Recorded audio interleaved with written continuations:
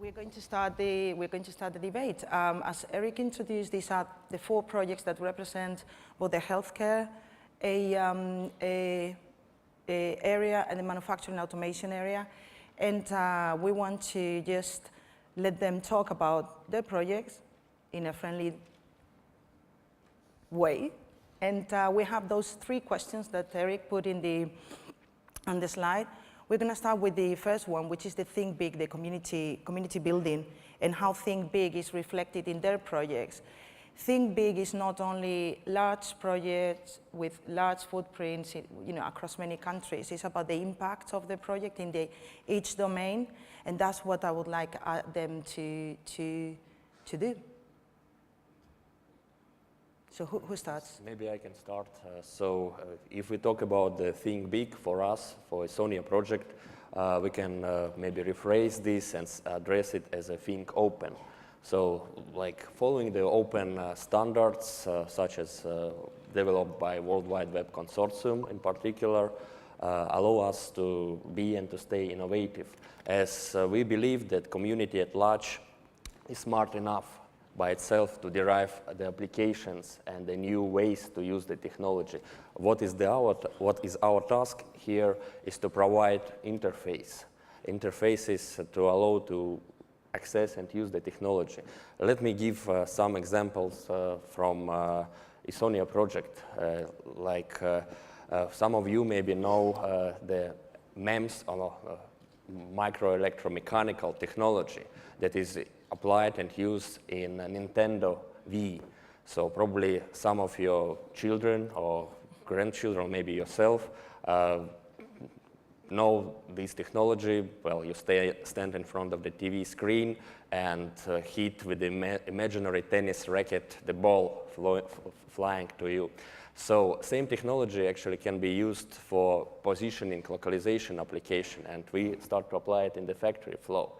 So just one of the examples.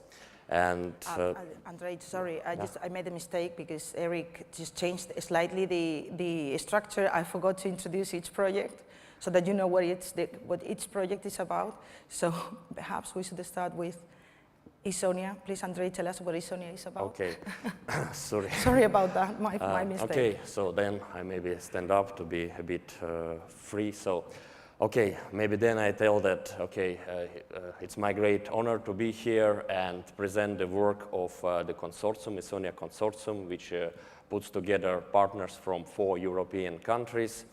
And as we start already with the debate, we are, in one sentence, if I will talk about Estonia project, it is about utilizing open standards, such as developed by the World Wide Web Consortium, in order to integrate different kinds of embedded devices for the applications in domain of factory domain for building self-recoverable, asset-aware factories. So our problems is to have self-recoverable and asset-aware factories. And I already mentioned one of the examples of asset awareness, when you can localize the products moving around the factory.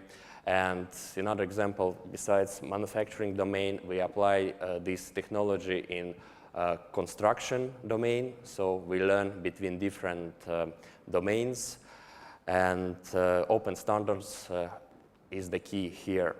Another application is robotics, and there we optimized welding operations, and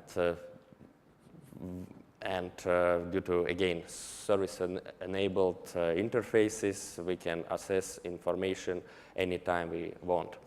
And another great byproduct of Estonia project is adoption of IP version 6 stack.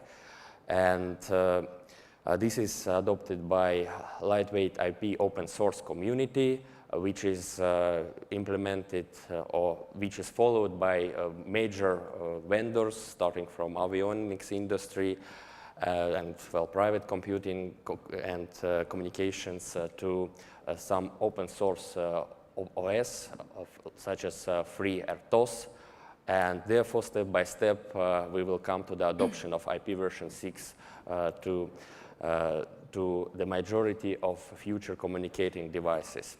And here, the key message could be that the society at large is smart enough to develop and to know what to do, what kind of new ways of technological use we can apply, and our role and our goal here is to bring a middleware that allow different partners to integrate. And we believe that Estonia project is a major step in adoption of Internet of Things, as we see that these applications have a huge potential for factory automation. Thank you. Okay, thank you. And now, R3COP, Mladen? Yes, I'm Mladen Berikovic from Technical University of Braunschweig in Germany, and I'm happy to present the R3COP project here, which is basically on resilient reasoning for robotic cooperating systems. So it's a targeting robotics with actually several application domains, but healthcare is one of them, and also manufacturing is a part of it. And R3COP specifically wants to, let's say, go in two directions. One direction is to develop, let's say, better technologies, yeah?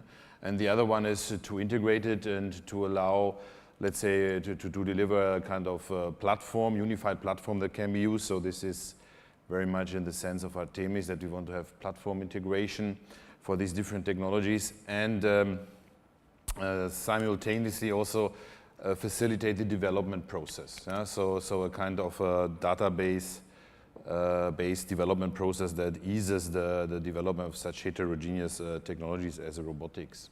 So specifically, we have technologies here that we say develop or improve for vision image segmentation. There is also 3D vision and positioning for robotics that we are targeting. A large focus is on actually verification and validation methodology. This is particularly interesting because this is quite a new field here, both for the image recognition, how do you verify and validate these kind of systems, but also for the cooperating robotic systems. I mean, you have scenarios that you have to define, and do they behave the way you expect them? This is quite interesting and the research, and we want to have a model-based approach here. There is also a focus on software and hardware architecture platforms. So we're also working on new hardware architecture for that is fault tolerant with industry partners here. And finally, we have also applications. Yeah? So there are several applications from the medical field. The care robot from Fraunhofer is part of our project, and also Amigo from TU Eindhoven, which you can, by the way, see at our booth, which is quite interesting because it's actually really doing autonomous walking around, and it's interacting with people in a certain way using its camera and also the recognition stuff. We have also manufacturing. We have an example with forklifters, cooperating forklifters that we use. There is a surveillance demonstrator where we have airborne, air-based surveillance that is also using cooperation. And finally, there's also ground-based demonstrators and also a submarine-based demonstrator for surveillance applications. Yeah. Okay, I think that's probably enough okay. to give an overview of the project. Silvio, please. Okay, I select the standing Yes, option. please. Okay, my name is Silvio Bonfiglio. I work for a female company in Italy that is part of the Barco Group. And the Chiron project is in the area of healthcare. It means an area that real domain that is involving all of us, all the community. You know that at the moment, currently, healthcare is in a critical situation. From one side, we have a growing demand, not only in terms of the number of people that are asking for healthcare services, but also in terms of quality. We are becoming more conscious, more aware of our right of living well. It means that the request for better quality care is growing. As a result, the consequence is that the national health services are not able to sustain the cost of this growing demand. In this situation, technology, and more specifically information communication technology, can do something. And Kiron is in this direction. And mainly, I would say, what we like to do, we like at least to contribute, is in three directions. From one side, to move the health from the clinical setting to a mobile setting, to the home environment, to realize the continuum of care. From the other side, really to move from treatment to prevention. And finally, the third big issue is really to promote a personalized healthcare, to put the person more as a citizen rather than as a patient at the center of this healthcare process. I think that probably then we will have opportunity to enter in more detail into the project. Mm-hmm. Absolutely. Thank you, Silvio. And now Frank is going to tell us a bit about high profile. High profile. I also going to stand here. Short and punchy. I'm a little bit more visible here. So, Frank van der Linden, Philips Healthcare, leader of the project High Profile. High Profile is about neurological imaging. So it's about the high part of the human body, and we want to have good profile photos, figures, pictures, what's happening there, because people with a problem in their heads, it's very hard to understand what's going on. So there's a lot of research still going on what's really happening, and we try to get more information, also more functional information of the brain there. And we do this end to end. That means we start with capturing the image, transforming it in such a way that's independent of the patient itself, so that it can be compared with other images. We want to do image analysis, extracting information out it, and also presenting this information to the doctors, but also to the patients during the medical workflow in the right moment. And in the meantime, we do this also in a way that we want to apply this on standard hardware, standard software that you can get everywhere. So we will not get very expensive machines that we cannot sell. So one of the things is it should be cost effective what we bring, but we will bring very good insight in what's going on in the head of people having problems with it. So that's the main topic of this project, and in the discussion I can go into more detail of this. Thank you, Frank. Thank you. Okay, so we have 4 projects. The last 2 focus on the healthcare domain, personalized healthcare, advanced image processing. The first 2, manufacturing, automation, and how embedded systems work in these environments, manufacturing, factory floor, and robotics.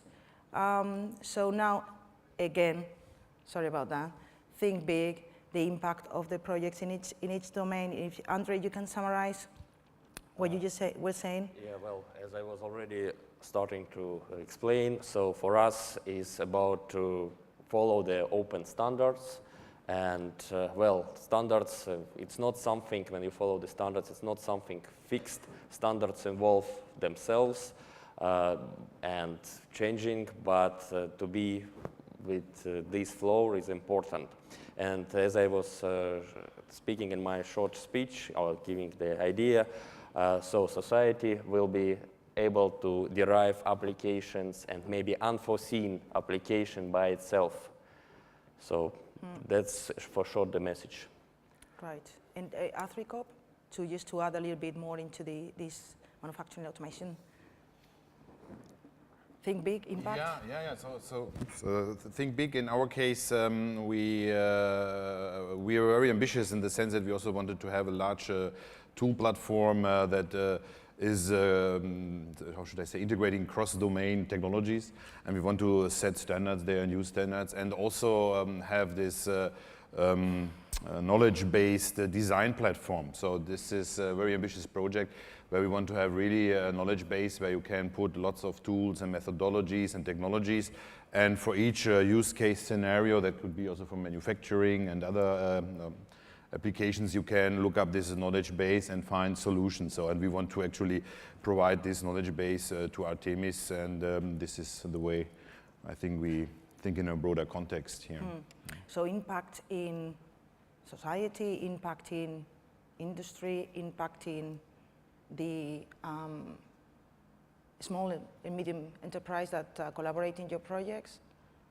Yeah, definitely. I mean, even for smaller, just for smaller companies, I think it's interesting to have access to this the database, to this knowledge base, because it's really fed with a lot of different projects, and you find things that are otherwise difficult to identify. Yeah, I think so.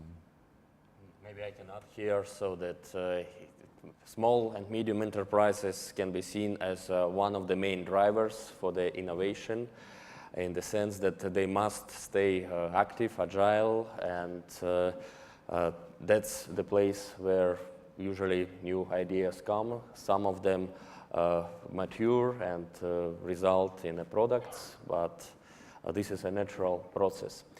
And therefore, involvement of the small and medium enterprises in the whole picture is or the food chain or value chain is very important.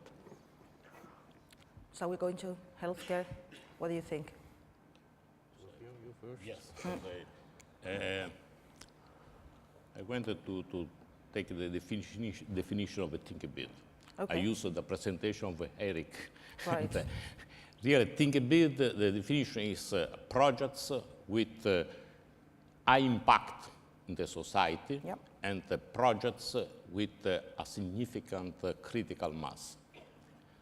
Now, if you consider healthcare, there is no doubt that the critical mass, the involvement of the whole community is something that involves everyone. Mainly, as I mentioned before, in this emphasis to the personalization, to the person as active, having an active role in healthcare. And also in terms of impact, for sure, healthcare, the healthcare industry is an important sector also for small, medium enterprise, for this need of customization, of a personalization of the solution to the specific profile of the user. And considering the overall scenario, the economic scenario of Europe with a lot of small, medium enterprise, healthcare could be really a sector where Europe can play a leading role. It means that, for sure, I think also that the project is in line with this definition of think big. And what about high profile? High profile. Think big, different aspects. So one of the things is that we start from just acquiring the image and we want to present it in the end during the workflow, usually in real time, and that means also massive data on standard hardware and software, as I said already. Present it at a certain moment, the right information there. And that's already a big challenge.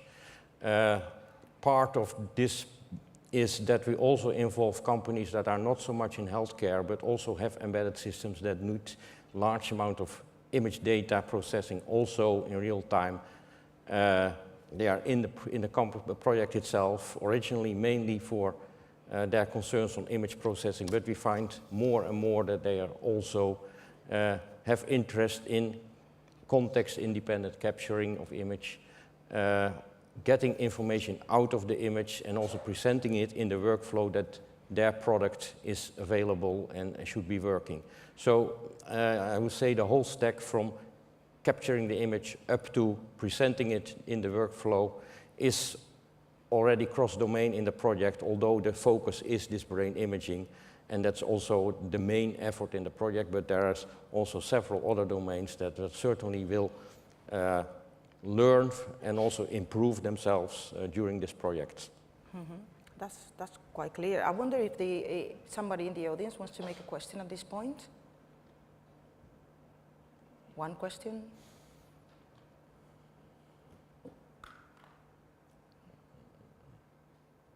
Yeah, one question over there. Yeah.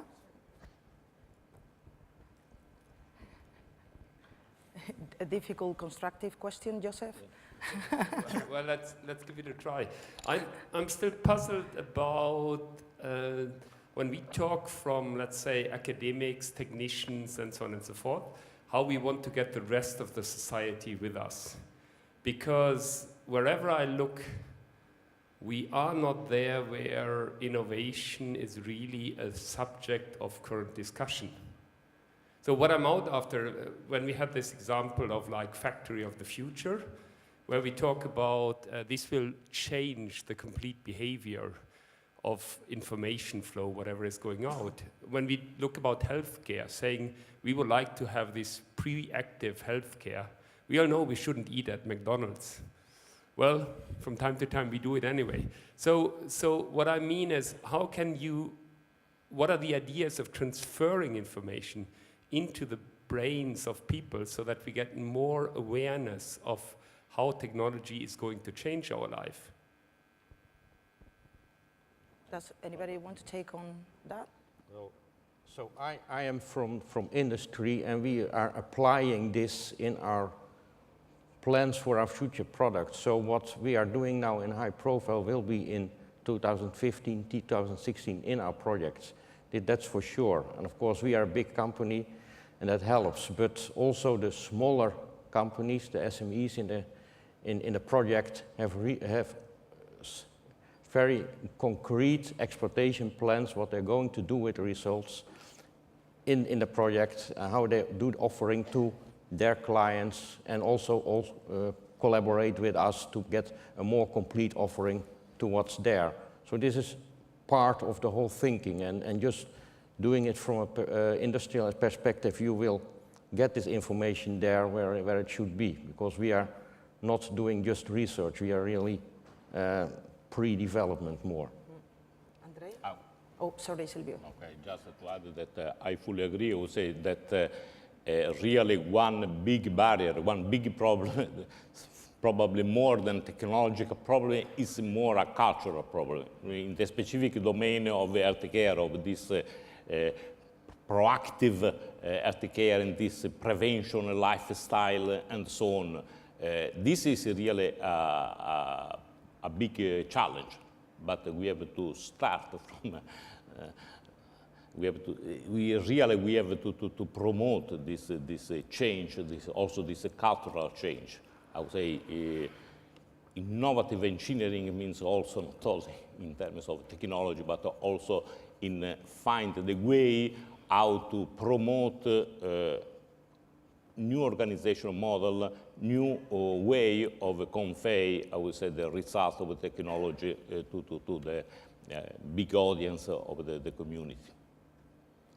Well, for us as academics, Andrea, you're going to be the last one. Technology awareness and is something that's very essential, yeah, because of course we depend on that young people get enthusiastic about technology and come to our universities and study these things. So this is part of our daily marketing. So we of course use these results here also to do roadshows, to have special workshops with students from schools. So we go to the schools, we talk to the teachers.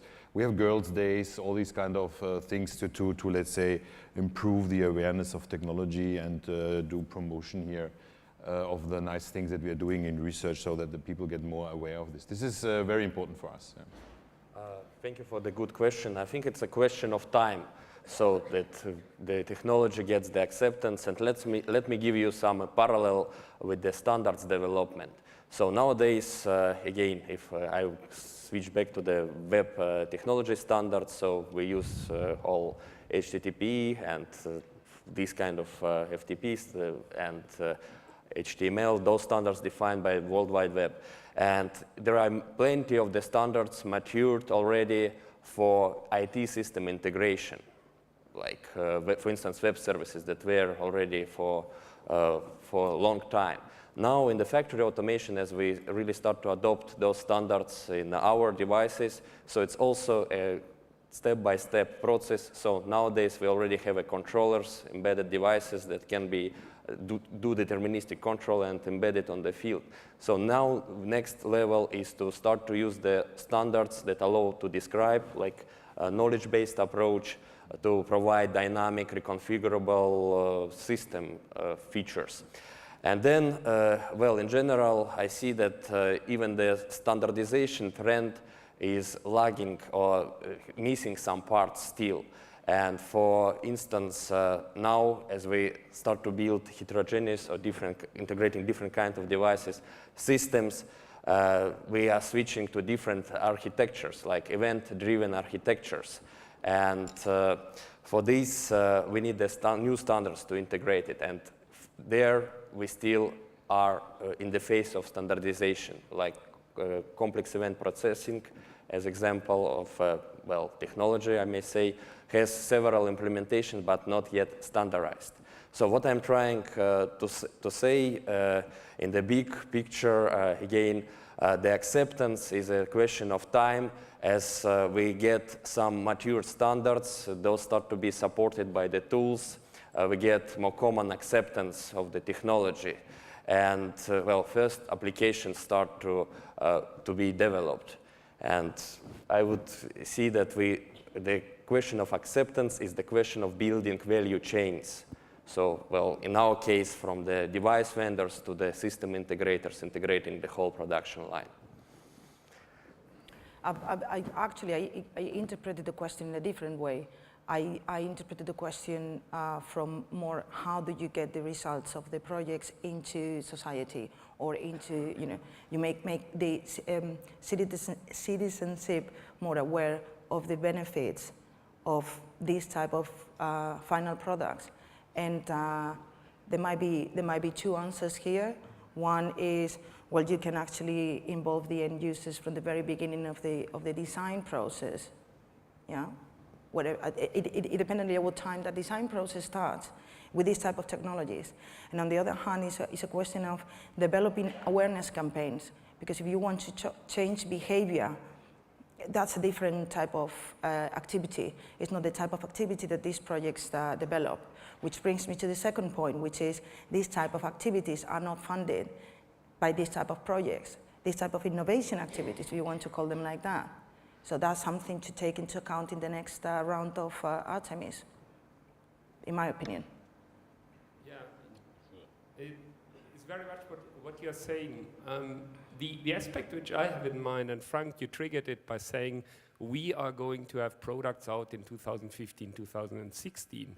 And I'm just wondering, do we need much more of a game changer, like Apple was on the mobile market, where suddenly people developed applications, where people develop the factory of the future? So, question, should we sit here, or should we be somewhere in the public where all the other people are? So in healthcare, there is a problem that it has to be secure, private, and very well checked before we put it on the market. So, of course, there are people thinking in this direction that we should collaborate in an open way, and we also do this. We involve the university hospitals in our development, and they are also in our project, by the way.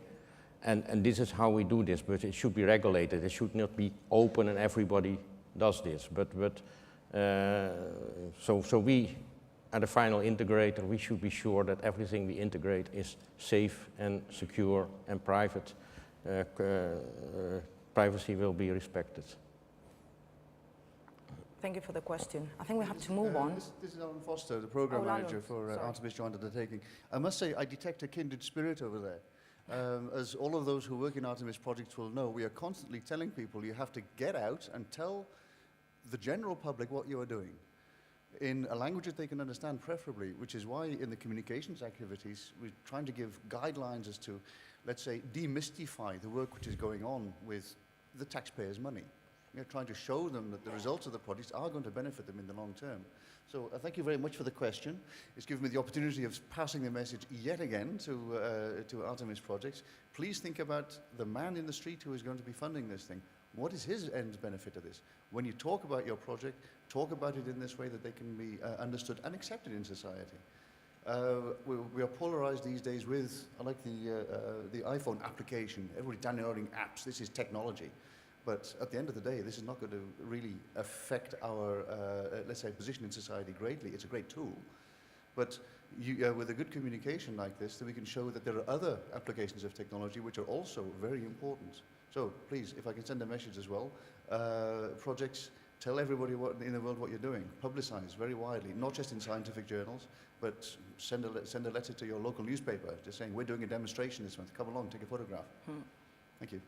Thank you, Alan. So let's move to the next topic, which is cooperation. On what level do you cooperate with other Artemis projects in the context of the community and beyond? Well, for me, a simple question is the project just next to us. They are a few years earlier than we are.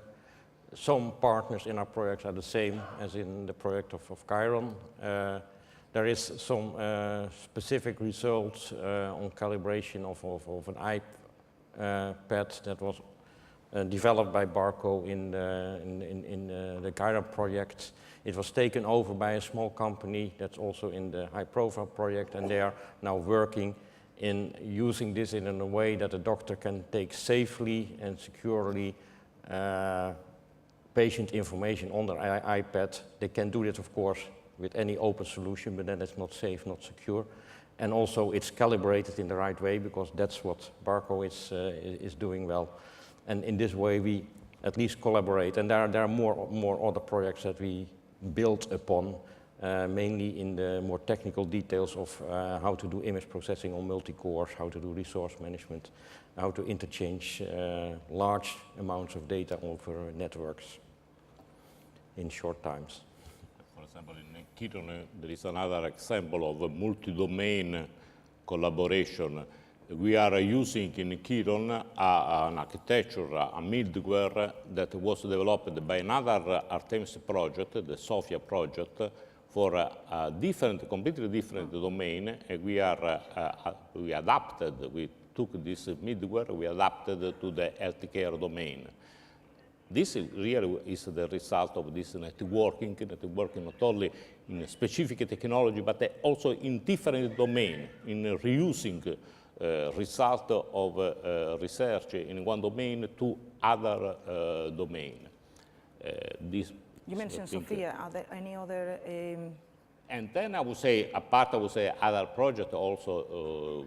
FF7 project, but also collaboration with the international institution. We are collaborating, for example, with the Continuum Alliance through Philips, that is a partner of Chiron, that is devoted to the standardization of personal health care.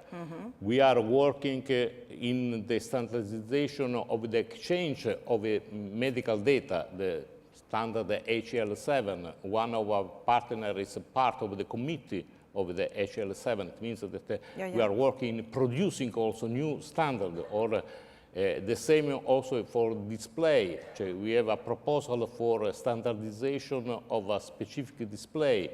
This is a kind of collaboration not only in the area of projects or research project, but also of collaboration with the international bodies that have impact, I would say, in the Yeah. And any plans for a Center of Innovation Excellence in this table?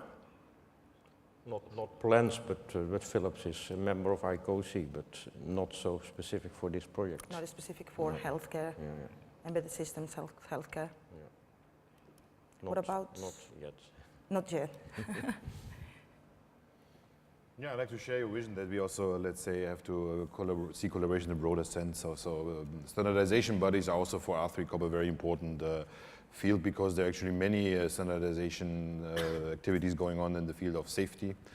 And specifically for robotics, new standardization processes have been started, and we participate in this and contribute to this actively. Also, there is other, let's say, Artemis projects that have tackled similar problems in safety systems, like CESAR, also standardization like SafeSir, yeah, where we also have collaborations, and we are looking to address the same issues. And finally, of course, by providing, let's say, a tool chain, a platform, both for hardware and software, that can be reused, as you said, in other projects. For example, our hardware platform is also used in other ARTEMIS projects. This also fosters collaboration for the future. And if you look at the database, I mean, that knowledge base that we use for the design of such system, that is also open to others. So that is open to ARTEMIS and to others, and this will also, let's say, foster collaborations in the future.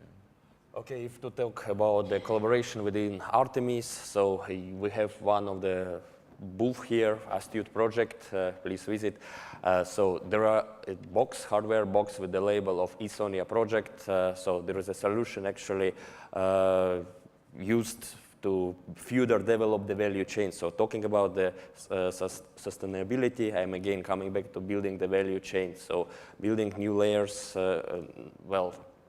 bringing new functionality, in other words, bringing new ways to use. And I would like to come back to the question, since it's also like not maybe in ARTEMIS, but a general question of cooperation.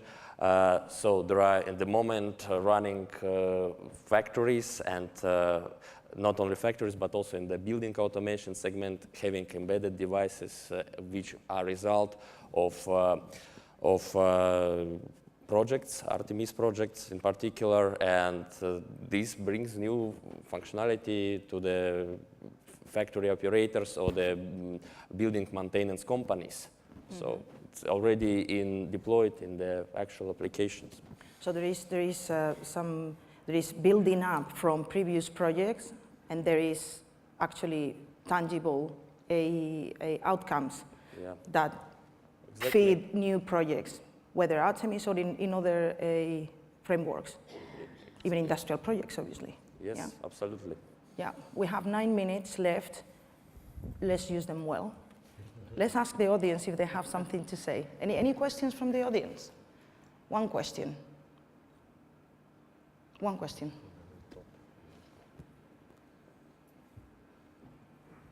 It's a physical exercise for healthcare. Yeah. The topic collaboration leads me directly to social collaboration, and we have heard yesterday from Atos, from Terry Brandon, a lot of about social collaboration platforms.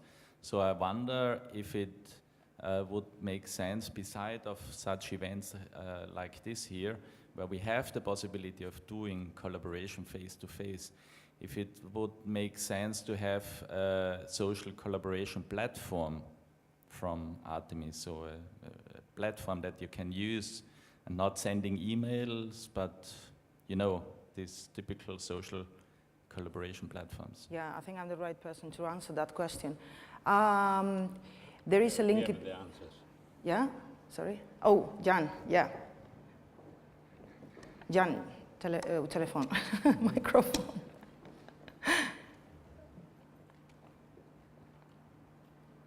Yes, I heard a lot of people talking about this presentation of Thierry Bertrand yesterday about the new approach, which is intriguing because our community should use this new type of approaches. So I have the idea to approach him whether the office of Artemisia could be a beta test site to try out the new tools, and maybe we can spread out over our members. So certainly it's an interesting topic, and I think our community should have a look into it. And the point I was going to make is that there is actually a LinkedIn group to exchange opinions, talk about projects, etc., etc. And we were thinking internally how best to organize some sort of social network strategy, which is quite it is quite difficult. It is costly, and it takes time, which brings again the issue of behavior. Not everyone in the community is used to social media, therefore perhaps it's not the best media or tool to use to communicate. Certainly within a group of people it is, and we use it, but some others just don't. It's the same thing with Twitter. There is a Twitter account that is used by a few people, but not by most of the community, simply because not everyone uses a smartphone all the time to check their Twitter followers and stuff like that.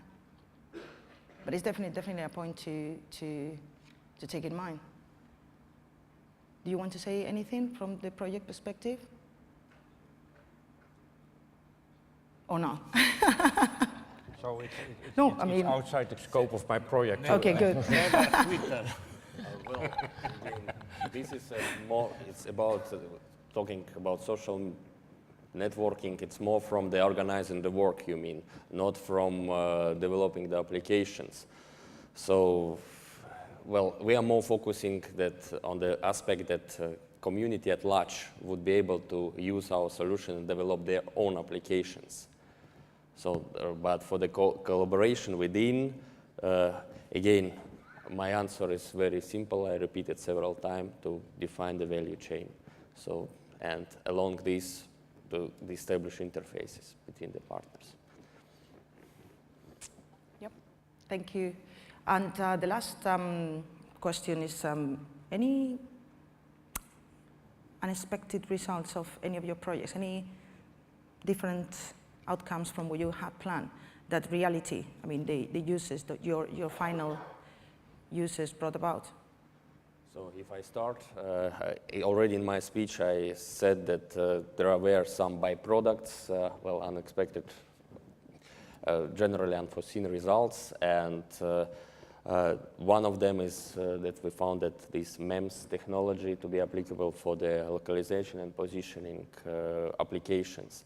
And another kind of positive surprise came the adoption of IP version 6 stack by a lightweight IP community. So this, again, was a quite positive experience for us. Yeah, for us, interoperability and platform is also very important. And then what came also, let's say, unexpectedly was that during our joint technical workshops, we actually developed a joint platform for arm control and movement for these robotics that is used across partners now at different companies, and is kind of the start of this standardized platform. So that was completely not planned and unexpected, and was nice to see how partners that have not collaborated before suddenly start to share platforms, technologies. Yeah. Silvio? For example, for us, this solution that was already mentioned by Frank about this iPad calibrated for medical images was a really unexpected result. Our focus initially was on the mobile patient, the patient that is going around. Then we think about, and what about the doctor? This is a mobile society. It's not a mobile just for the patient. It means we have to provide the doctor with some tool that he can use in his daily activity when he's outside the hospital, to consult other colleagues, to have a look to the images of the patient. And from this started this issue of having a calibration, because then we have to assure accuracy of the judgment of the doctor, to have this iPad that is calibrating according to the DICOM standard, according to a standard that define the right way how images must be visualized. This was an unexpected, I would say, result of the project. Frank?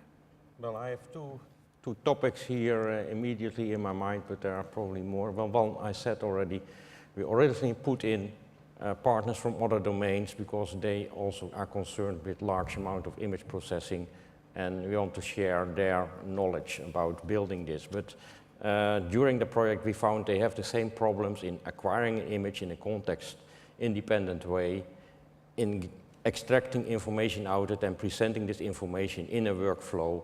So that means that the whole stack that was defined for our Philips application was also applicable for the others. So therefore, more collaboration could be done, more close collaboration can be done in the project than originally expected.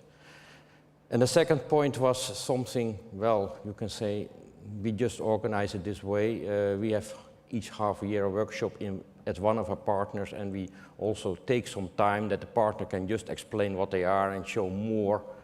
And this is indeed enlightening because we see what they are doing and we see also that they are struggling with the same kinds of problems. This also opens opportunities for new projects, and this is also surprising because we were there for our own project to do work together, to present things to each other, to show where everybody is, but also we get more insight of the company where we are visiting, and I think this is also a very good surprise within our project. Mm-hmm. Okay, I think it's time to wrap up and finish the debate and the conversation, and I think it's been quite interesting. We haven't had time to go into detail into many of the very interesting aspects that each project have. I think you four have a huge responsibility to succeed in this community and demonstrate that embedded systems can bring into markets the successful products that make a responsible contribution to our society in both domains, healthcare and manufacturing automation.